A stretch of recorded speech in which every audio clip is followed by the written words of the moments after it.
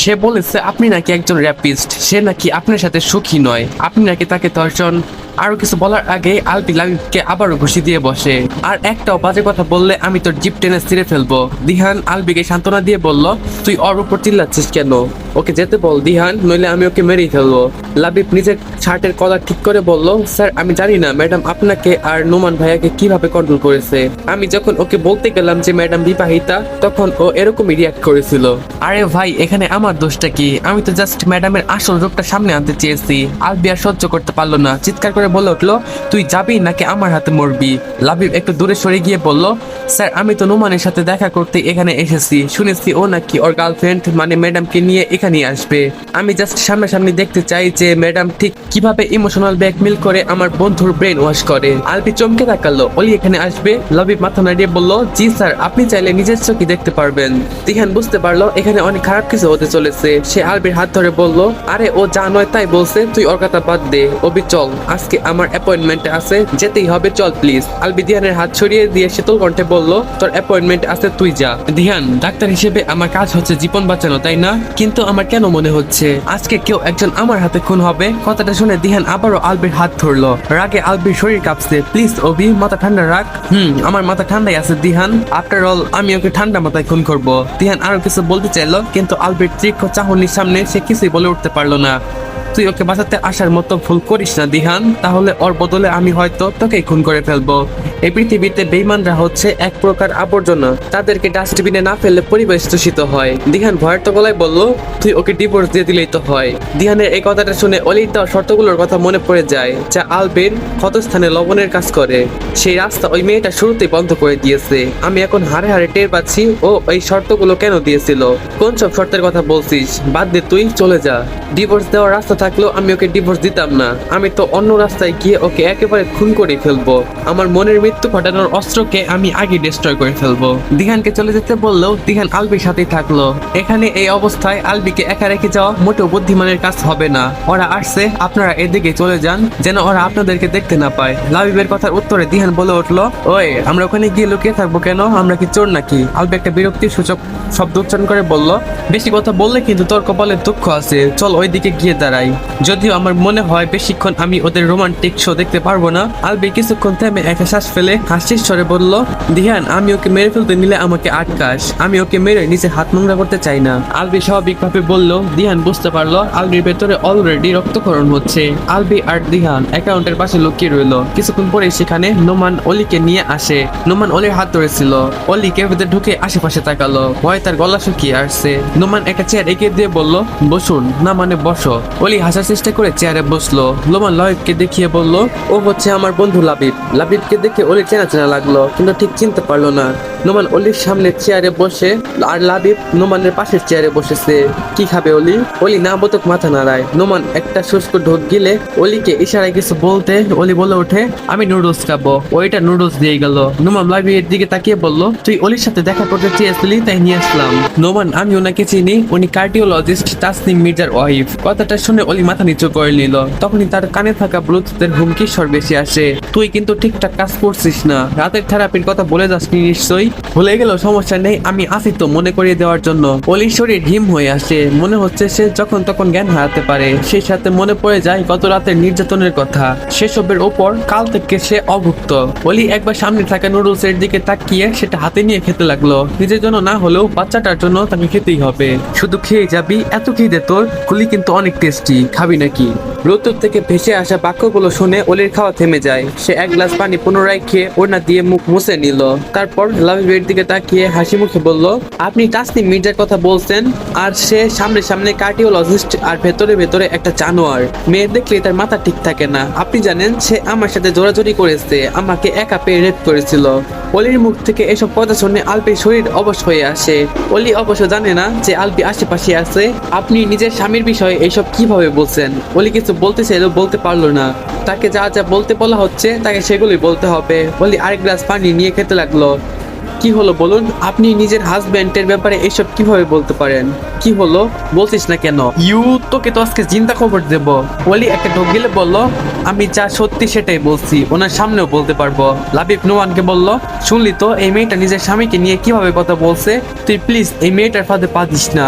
কথাটা শুনে নোমান লাবিবের কলার চেপে ধরলো। একটাও বাজে কথা বলিস না, ওলি শুধু সত্যিটাই বলছে, এখানে ওর তো কোনো দোষ নেই। আমি লোকটাকে দেখেছি, সে ওলির সাথে অনেক বাজে বিহেভ করে।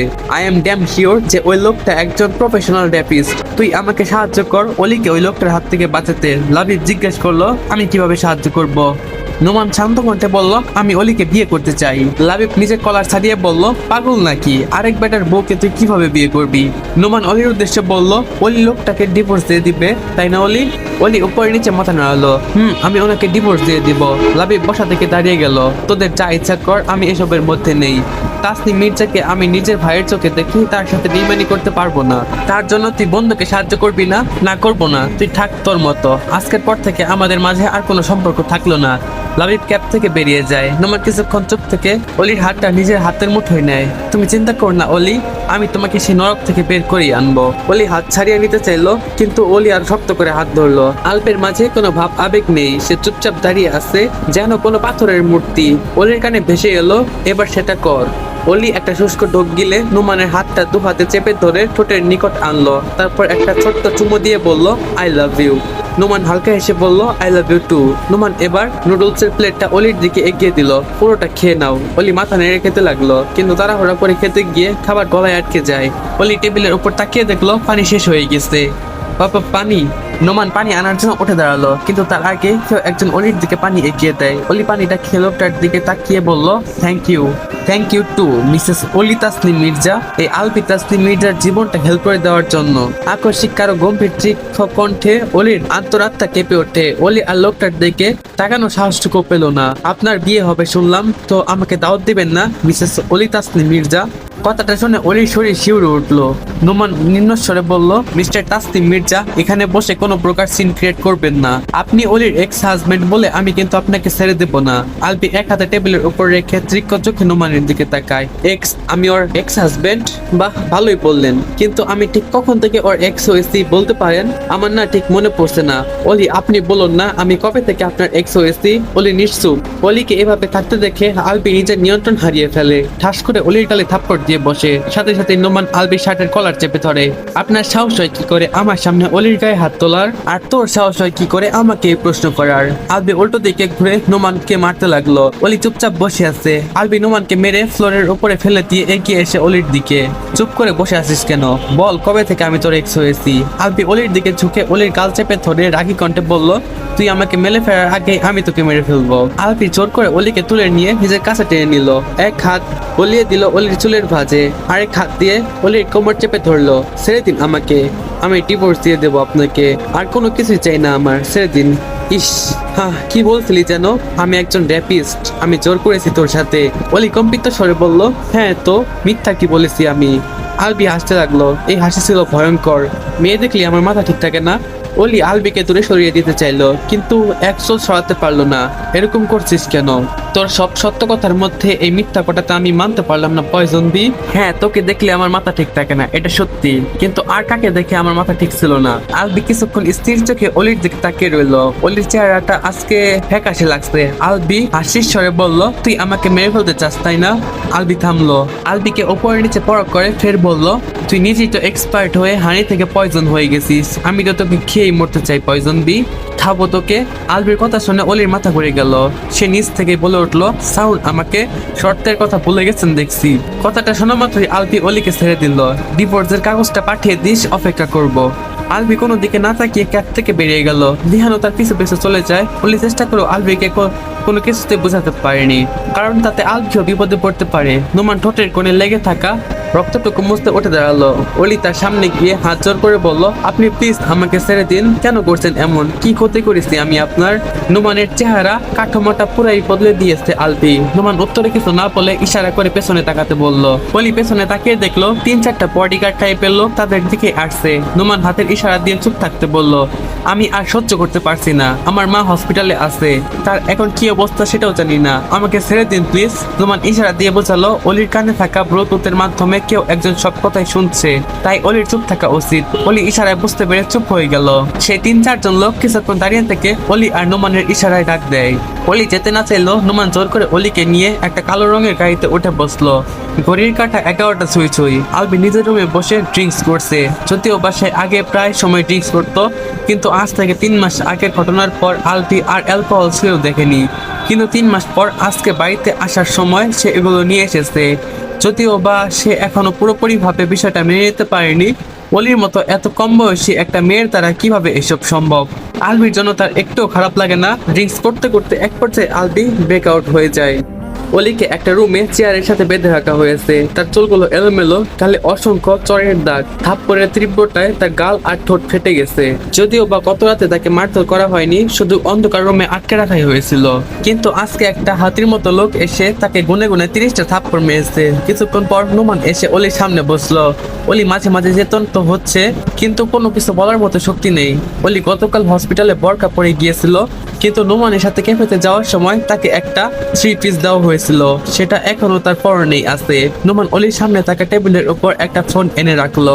অলি কোনো প্রকার প্রতিক্রিয়া করলো না। তার মাথা একদিকে হেলে রয়েছে। ঘেমে যাওয়ার কারণে চুলগুলো মুখে সাথে লেপ্টে আসছে। হঠাৎ করে ফোনের অপর পাশ থেকে একটা হাসি শব্দ ভেসে আসে। অলি জানে এই লোকটা হচ্ছে রিফাত। অলির এখনো সেই রাতের কথা মনে আছে, যে রাতে রিফাত তাকে ভুং ভাং বুঝিয়ে আলবির রুমে আটকে রেখেছিল। সবাই ভুলে গেলেও এই লোকটার কণ্ঠস্বর কখনো ভুলতে পারবে না। ভেবেছিলাম অভিকে সেদিন ড্রাগস দিয়ে তোকে রেপ করতে বাধ্য করার পর অভি আর তোর দিকে ফিরেও তাকাবে না, কিন্তু সেটা হলো না।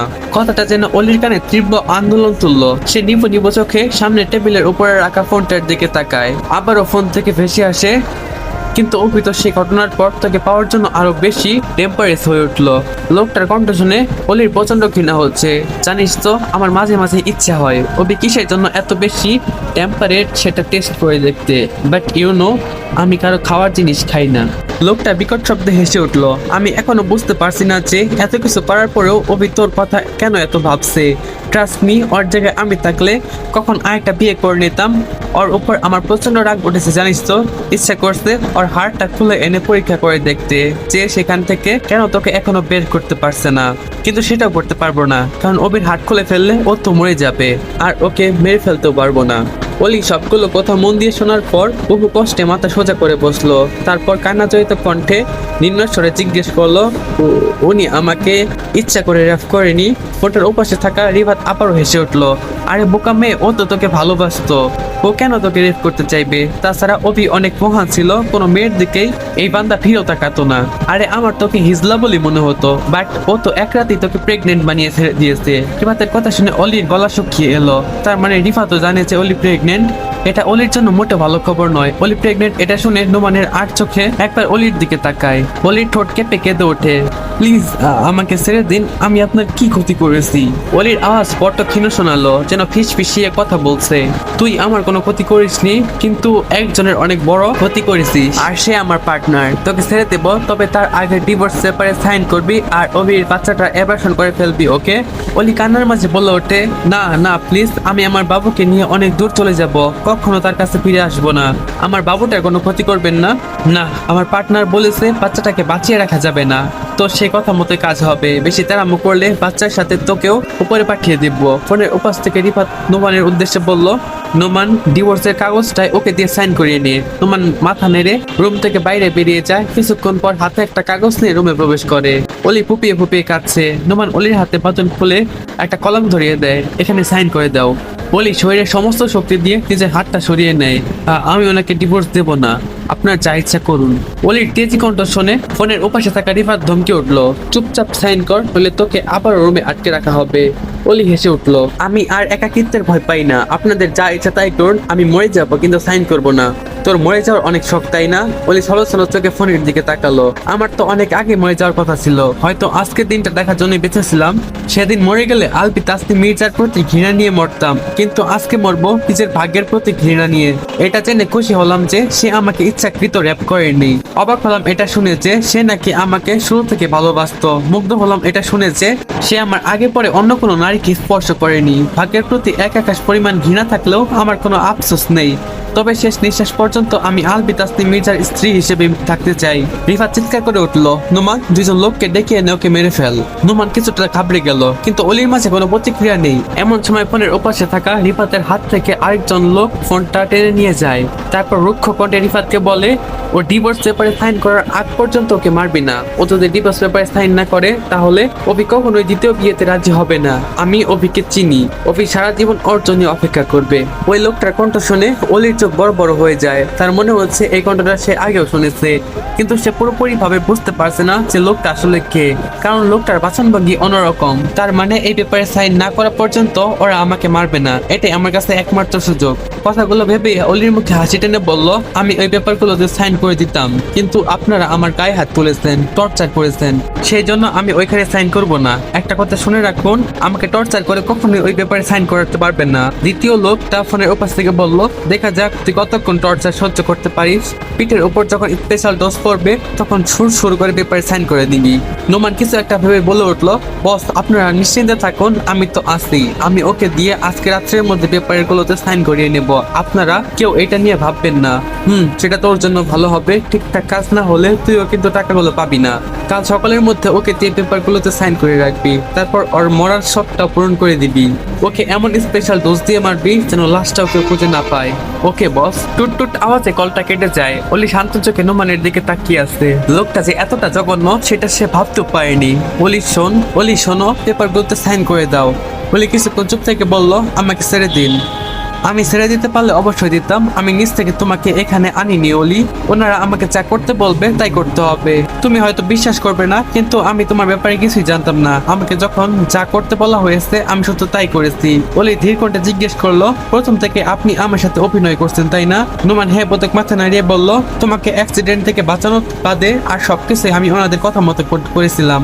অ্যাক্সিডেন্ট আপনাদের প্ল্যানের বাইরে ছিল, আমাদের প্ল্যান নয়, সবকিছু শুধুমাত্র ওনাদের প্ল্যান। আমি শুধু ওনাদের কথা মতো কাজ করেছিলাম, এমনকি তোমার নামটা ওনারা আমাকে বলেনি। অলি সবকিছু শুনে নিজের পেটের উপর হাত রেখে বলল, আমার বাবুটাকে আমি বাঁচাতে চাই। তো হে হ্যালো আসসালামু আলাইকুম গাইস। তো এই পার্টের অনেক অংশে হয়তো তোমরা বুঝবা না যে কই থেকে কই আসলো গল্প, তো মাঝখানে কি হয়েছিল গল্পের মধ্যে কিন্তু ফ্ল্যাশব্যাকে দেখায় দিবে। ওইটা নিয়ে প্যারা খেও না, গল্পটা আরো অনেক বেশি ইন্টারেস্টিং, দেখতে থাকো, মজা পাবা। ভালো থাকবে সবাই, আল্লাহ হাফেজ, দেখা হবে তোমাদের সাথে পরবর্তী পার্টে।